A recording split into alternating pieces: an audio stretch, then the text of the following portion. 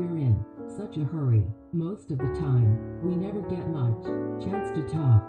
The result is a kind of endless day-to-day shallowness, a monotony that leaves a person wondering, years later, where all the time went, and sorry that it's all gone.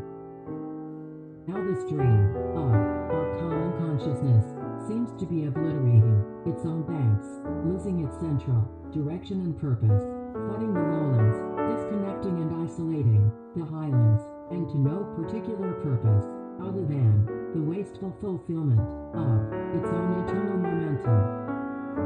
When you want to hurry something, that means you no longer care about it and want to get on to other things. Laws of nature are human inventions, like ghosts.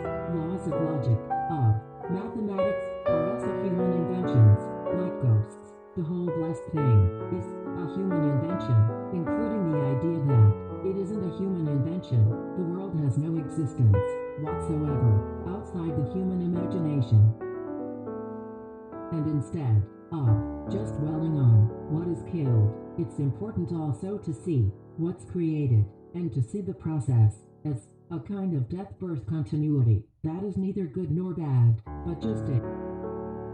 The real university, he said, has no specific location, it owns no property, pays no salaries, and receives no material dues. The real university is a state of mind. It is that great heritage of rational thought that has been brought down to us through the centuries, and which does not exist at any specific location.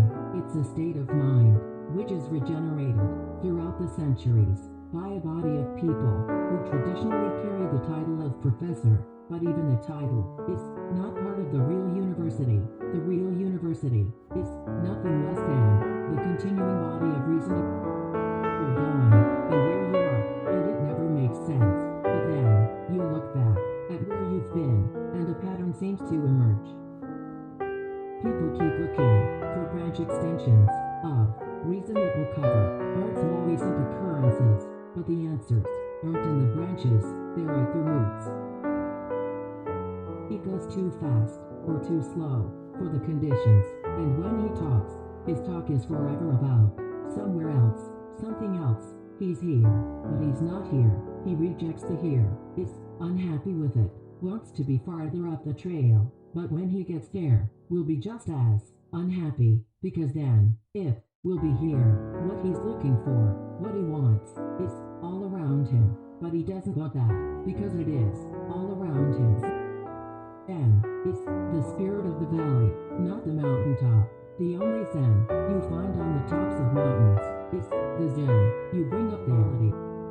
The trinity of mind, matter, and quality. Then the art takes on a dimension of meaning they never had. People differ about quality, not because quality is different, but because people are different in terms of experience.